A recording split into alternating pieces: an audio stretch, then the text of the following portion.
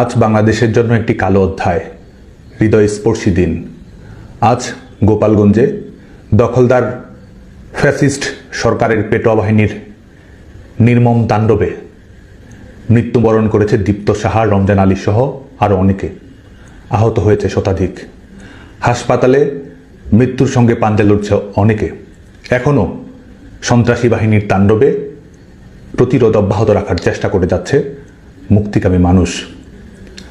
আজ দখলদার সরকার এবং তাদের পেটোয়া বাহিনীর হাতে ছিল ট্যাঙ্ক, গোলাবারুদ। জনতার হাত ছিল খালি, বুকে ছিল বারুদ ভরা স্লোগান আর পিতার তর্জনীর অদম্য প্রতিবাদের আকাঙ্ক্ষা।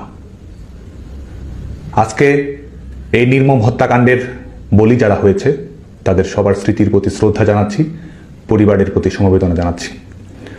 প্রিয় তরুণ প্রজন্ম, আপনারা জানেন যে বিগত কয়েকদিন ধরেই গোপালগঞ্জে একটি কিংস পার্টির সফরকে কেন্দ্র করে পরিবেশ পরিস্থিতি উস্কানিমূলক হিংসাত্মক করার অপচেষ্টা করে গেছে এই দখলদার সরকারের পেটোয়া বাহিনীর গোষ্ঠীটি।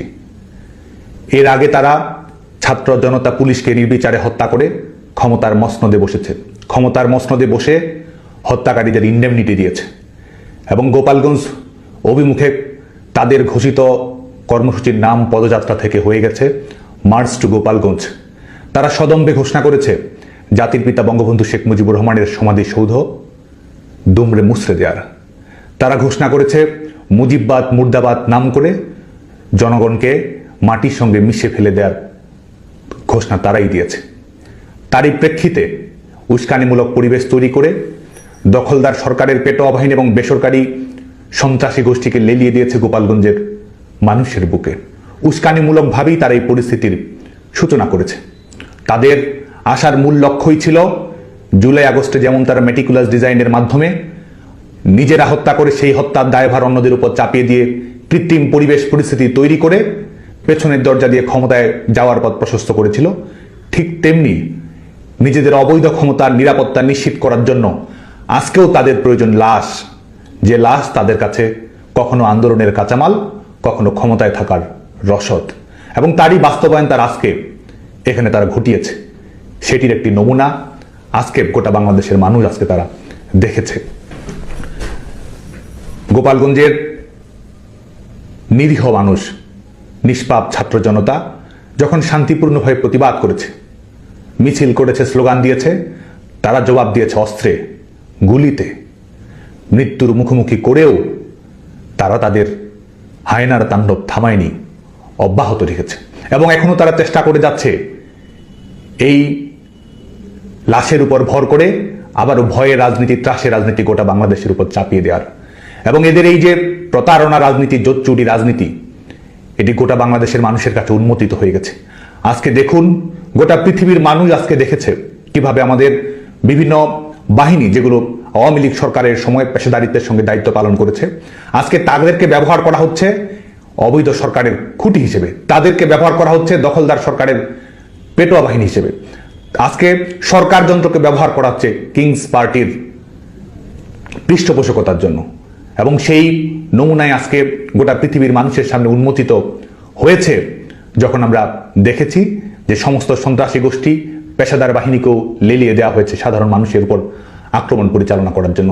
এবং দেখুন এই প্রতারকদের ধূর্ততা, এই প্রতারকদের মানুষের জীবন নিয়ে কি কৌতুক।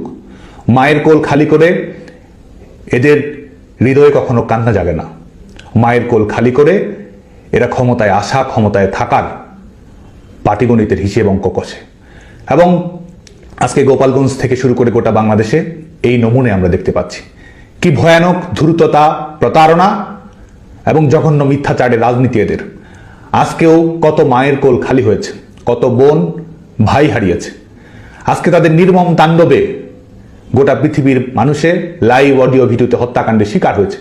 তারা হত্যা করছে অথচ হত্যাকারীরাই প্রতিবাদ করছে। তারা হত্যা করছে, তারা আবার দেশবাসীকে ব্লকেট করার আহ্বান জানাচ্ছে।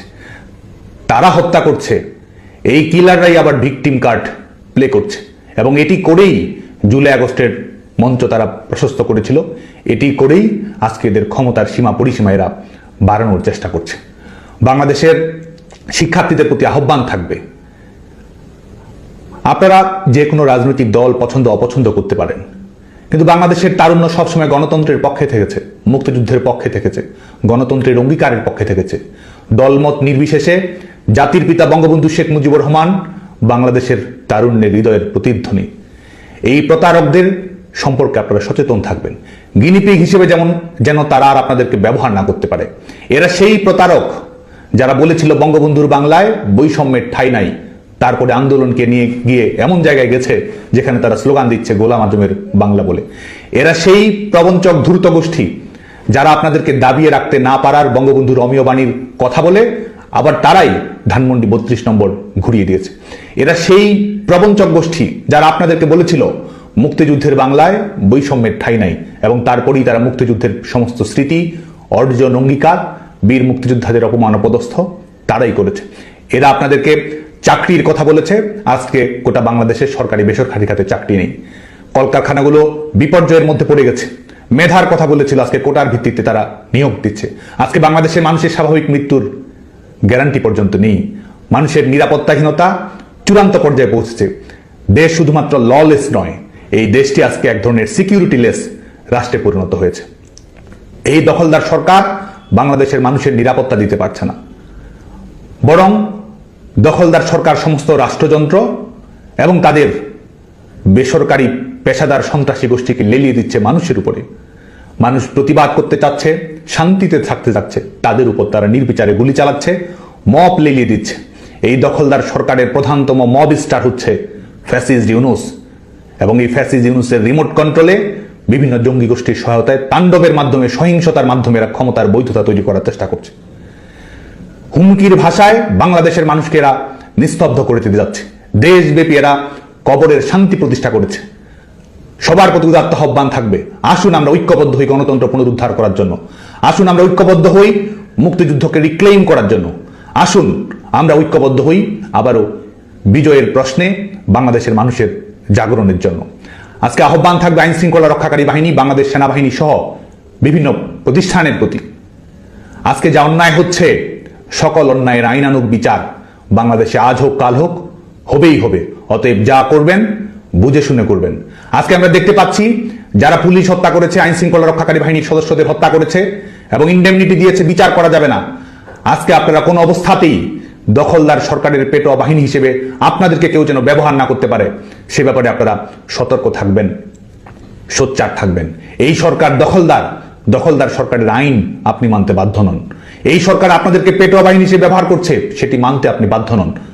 গণতন্ত্র এবং জনগণের মধ্য দিয়ে প্রতিষ্ঠিত সরকারই আপনাদের একমাত্র আইনানুগ কর্তৃপক্ষ। বেআইনি কর্তৃপক্ষের বেআইনি অনুশাসনের মাধ্যমে বাংলাদেশের নিরীহ সাধারণ নাগরিকদের যদি জীবন বলি দিতে হয়, মনে রাখবেন সবকিছুকেই বিচারিক প্রক্রিয়ার আওতায় আসতে হবে।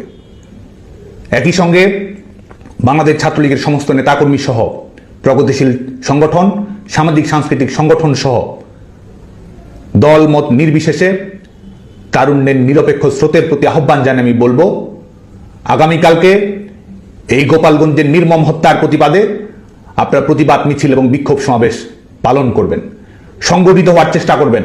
সংগঠিত হওয়ার মাধ্যমে আপনারা জবাব দেওয়ার জন্য প্রস্তুত থাকবেন। আমাদের রাজনৈতিক অধিকার আদায় করে নিতে হবে, আমাদের গণতান্ত্রিক অধিকার আমাদের আদায় করে নিতে হবে। এই দেশকে যারা কুক্ষিগত করেছে, নাগরিকদের উপর যারা সীমাহীন হত্যালীলা চালাচ্ছে, আমাদের নারীরা যেখানে বের হতে পারছে না, প্রত্যেক মুহূর্ত ধর্ষণ, খুন কিংবা নিপীড়নের শিকার হচ্ছে, বাংলাদেশের নাগরিকদের আত্মমর্যাদা, স্বস্তি, নিরাপত্তা যারা কেড়ে নিয়েছে, তাদের জবাব দেওয়ার জন্য আমাদেরকে প্রস্তুত থাকতে হবে, ঘুরে দাঁড়াতে হবে, লড়াই করতে হবে এবং একই সঙ্গে বিজয় ছিনিয়ে আনতে হবে। আমাদের চূড়ান্ত লক্ষ্য এই দখলদার সরকারের বিদায় ঘটিয়ে বাংলাদেশে গণতন্ত্র পুনরুদ্ধার করা। আমাদের চূড়ান্ত লক্ষ্য আবার মুক্তিযুদ্ধের অঙ্গীকারের ভিত্তিতে বাংলাদেশের সমস্ত রাজনৈতিক দল কর্মকাণ্ড পরিচালিত করবে, সেটি নিশ্চিত করা। আমাদের চূড়ান্ত লক্ষ্য জাতির পিতা বঙ্গবন্ধু শেখ মুজিবুর রহমানের আদর্শ এবং সংগ্রামে উজ্জীবিত থেকে ন্যায়ের প্রশ্নে অটল থাকা, অন্যায় অবিচারের বিরুদ্ধে রুখে দাঁড়ানো, লড়াই করা। আজকে সমস্ত মুক্তিকামী তরুণদের প্রতি সেই আহ্বান জানিয়ে এবং একই সঙ্গে আমাদের আন্দোলনকে ক্রমান্বয়ে শক্তিশালী করে আমাদের লং মার্চ টু যমুনা ঘেরাওয়ের প্রস্তুতি আমাদের গ্রহণ করতেই হবে। কারণ লড়াইয়ের মাধ্যমে এই সরকারকে ঝেঁটিয়ে বিদায় করা ছাড়া বাংলাদেশের জনগণের সামনে কোনো অপশন নেই। জনতার চাওয়াই আমাদের লক্ষ্য, গণতন্ত্রের স্বপ্ন পূরণ করাই আমাদের অঙ্গীকার।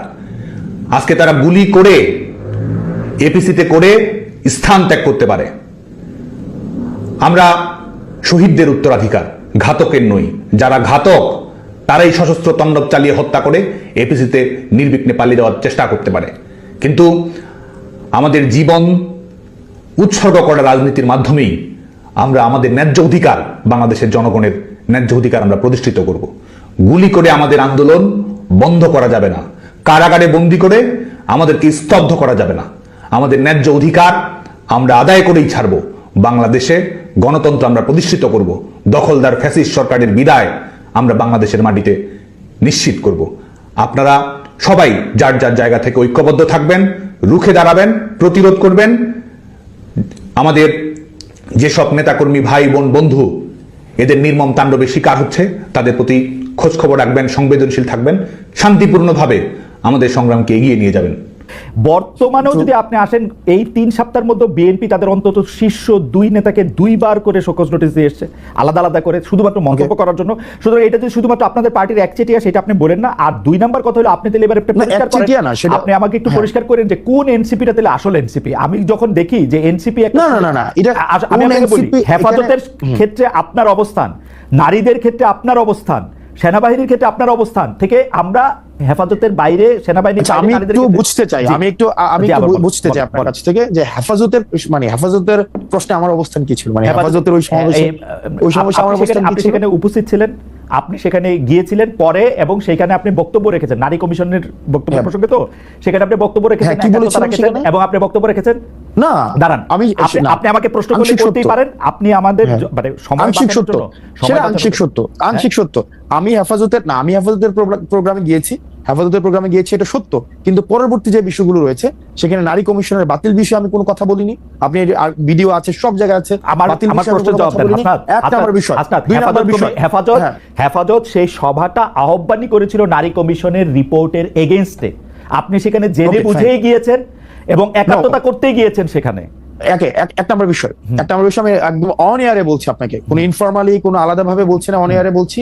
ওই প্রোগ্রামটা ইনিশিয়ালি হওয়ার কথা ছিল, সেখানে যে হেফাজতের শাপলা হত্যাকাণ্ড হয়েছিল সেই শাপলা হত্যাকাণ্ডের এই বিষয়ে, এবং এর আগে আমরা আওয়ামী লীগ নিষিদ্ধের একটা প্রোগ্রাম দিয়েছিলাম। এই প্রোগ্রামের একদিন পরেই ওই প্রোগ্রামটা হয়েছিল আপনার সোহরাওয়ার্দীতে। আমরা সেখানে, আপনি যদি আমার বক্তব্যতে দেখেন, সেখানে আমি স্পষ্টভাবে আওয়ামী লীগ নিষিদ্ধ নিয়ে কথা বলেছি। 2 নম্বর বিষয় আমি শেষ করি। 2 নম্বর বিষয়, সেখানে নারী কমিশনের যে বিষয়, সেখানে আমি কমিশন বাতিল বিষয়ে আমি কোনো কথা বলিনি। স্পষ্ট উল্লেখ আছে, সেখানে আমি বলেছি যে নারীদের যে যোগ্য হিস্সা রয়েছে, নারীদের যথাযথ, আমি আপনার বক্তব্য শুনেছি, এবং এই কমিশন নিয়ে যদি কোনো ধরনের মতপার্থক্য থেকে থাকে, সেটি নিয়ে আলোচনার ভিত্তিতে সেটি সমাধান হতে হবে। এবং সেখানে নারীদেরকে নিয়ে হেফাজতের ওইখানে আপনার অবস্থান কি এনসিপির অবস্থান? আমি কোয়ালিটেটিভ ইয়াতে চাচ্ছি না, আমি বলতে চাচ্ছি যে আপনার অবস্থান এনসিপির অবস্থান কিনা। আমাদের এনসিপি নারী কমিশনের বিষয়ে এই অবস্থানটাই ছিল। আমি যেই কথাটা সেখানে আমরা বলেছি, কারণ আমরা বলেছিলাম নারী কমিশন আপনার হেফাজতের যে প্রস্তাবগুলো অংশগ্রহণ করাটা এনসিপির অংশগ্রহণ করা কিনা।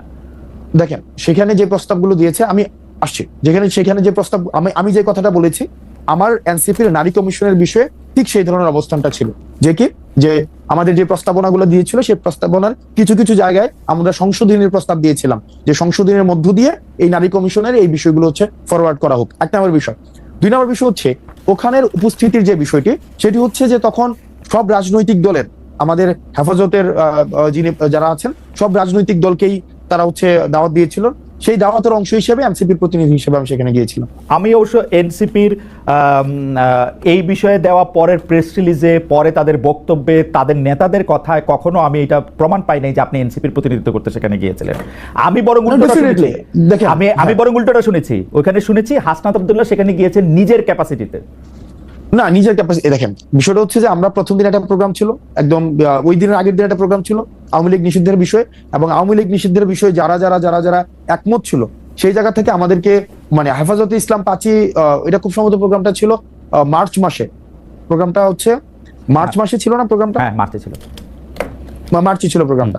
তো তখন ওই যে শাপলা হত্যাকাণ্ড নিয়ে সে প্রোগ্রামটা হওয়ার কথা ছিল, এবং সেই জায়গায় আমি গিয়েছিলাম, এবং এটা আমার পার্টি থেকে আমি গিয়েছিলাম। যাই হোক, এইটা আপনি নিশ্চয়ই পরে আবার ভেবে দেখবেন যখন আপনার নিজের এবং রাজনৈতিক দেখেন, রাজনৈতিক career-এ যখন আপনি পিছন দিকে তাকাবেন, তখন খালিদ আপনি ভাই, ভেবে দেখবেন না, না, খালিদ ভাই, যে না, না, খালিদ ভাই আপনি- একটা বিষয়, খালিদ ভাই একটা বিষয়, আমরা কিন্তু একটা বিষয় যে সেখানে বলা হচ্ছে যে আমার উপস্থিতিতে সেখানে হচ্ছে নারীদেরকে নিয়ে নেতিবাচক কথা বলা হয়েছে, সেখানে হচ্ছে বাজে মন্তব্য করা হয়েছে, সেটা একদমই না। আমি যখন ওখানে বক্তব্য দিয়ে আমি চলে আসি, আমি যাই সেখানে বক্তব্য দেই আওয়ামী লীগ নিষিদ্ধ এবং নারী কমিশনের যেই প্রস্তাবগুলো রয়েছে, যে প্রস্তাবগুলো আমার এনসিপি সেখানে সংশোধনের প্রস্তাব দিয়েছে, সেটার যদি বিবেচনা করার সুযোগ থাকে আমি সেখানে এটা বলেছি, দেন চলে আসছি। এর পরবর্তীতে আমার অনুপস্থিতিতে হয়তো আমার অনুপস্থিতি হয়তো না, আমার অনুপস্থিতি সেখানে নেতিবাচক কথা বলা হয়েছে, যেটির আবার আমার পার্টি থেকে সেখানে হচ্ছে সেটি নিন্দা জানানো হয়েছে। ওকে, ফেয়ার এনাফ। আমি সেনাবাহিনী নিয়ে একটু আপনার দৃষ্টি আকর্ষণ করতে চাই যে আপনি আপনি সেনাপ্রধানকে নিয়ে বলেছিলেন যে আওয়ামী লীগ পুনর্বাসনে আপনাকে সেনাপ্রধানের প্রস্তাব দেওয়া হয়েছে। মার্চে আপনি এরকম একটা পোস্ট করেছিলেন, আওয়ামী লীগকে সেনাপ্রধান বা সেনাবাহিনী পুনর্বাসন করতে চায়, সেই রকম একটা বক্তব্য দিয়েছিলেন। এই বক্তব্যে, আপনার বক্তব্যের সাথে আপনাদেরই আরেক নেতা সার্জিস আলম একমত হন নাই, এবং না, না, বক্তব্যের সাথে- এবং না, বক্তব্যের সাথে নাসিরুদ্দিন একমত হওয়ার পাটোয়ারি বিষয়টা সাহেব, এমন না। নাসিরুদ্দিন পাটোয়ারি সাহেব সিলেটে এক অনুষ্ঠানে বক্তৃতা আপনার এই বক্তব্যকে শিষ্টাচার বহির্ভূত বলেছিলেন। আপনার একটু মন্তব্য ওকে, করতে চাই। ওকে, এখানে হচ্ছে সার্জিসের স্ট্যাটাসটা যদি দেখেন, সে আমার বক্তব্যের সাথে একমত না, বিষয়টা এমন না। বিষয়টা হচ্ছে সে বলেছে যে আপনি টোন, সেটিং, মুড, অ্যাটিটিউড, একটা বক্তব্যের মধ্যে এই জিনিসগুলো থাকে, টোন থাকে, ওই বক্তব্যের সেটিং, ওই বক্তব্যের মুড, ওই বক্তব্যের অ্যাটিটিউডটা কেমন হয়, ওইটা সার্জিস যেটা বলেছে সেটা হচ্ছে যে আমি যেটাকে বলেছি যে আমাদেরকে এক ধরনের রুড ভাবে বলা হয়েছে, সার্জিস সেটাকে টোন ডাউন করেছে। সার্জিস যেটা বলেছে যে আমার কাছে যেটা রুড মনে হয়েছে, ওর কাছে সেটা হয়তো রুড মনে হয়নি। আর নাসির ভাই যেটা হচ্ছে সিলেটের বক্তব্য ইফতার পার্টিতে যেটা বলেছেন যে এই ধরনের বিষয় মানে আমাদের কখনোই দেখা যায়নি যে এই ধরনের বিষয় পাবলিক স্ফেয়ারে কখনো নিয়ে আসা হয়েছে। এই পাবলিক স্ফেয়ারে নিয়ে আসাটা উনি বলেছেন শিষ্টাচার বহির্ভূত। আপনার সাথে কি সে সময় উপদেষ্টা আসিফ যুক্তি করে ওই প্রায় একই সময় যে উনি এই কথাটা বলেছিলেন যে সেনাপ্রধান বুকে পাথর বেঁধে ডক্টর ইউনূসকে মেনে নিয়েছিলেন, সেটা কি আপনার সাথে যুক্তি বুদ্ধি করে তারপরে, মানে আপনারা দুজন একই জায়গায় ছিলেন আর কি? না, আমরা দুজন তো একই জায়গায় কেন থাকবো? একই জায়গায় মানে একই বক্তব্যের same page, I understand, same page, yes, হ্যাঁ, সেম পেজে আমরা যুক্তি করে সেখানে ছিলাম, বিষয়টা এমন না। আমি যখন প্রকাশ করি পরবর্তীতে আমি দেখেছি যে আসিফ সেখানে তার অভিজ্ঞতা, যেটা সরকার গঠনের সময় সেনাপ্রধানকে নিয়ে যে তার অভিজ্ঞতা, সেটাকে প্রকাশ করেছে। জনাব নাহিদও কি একই রকম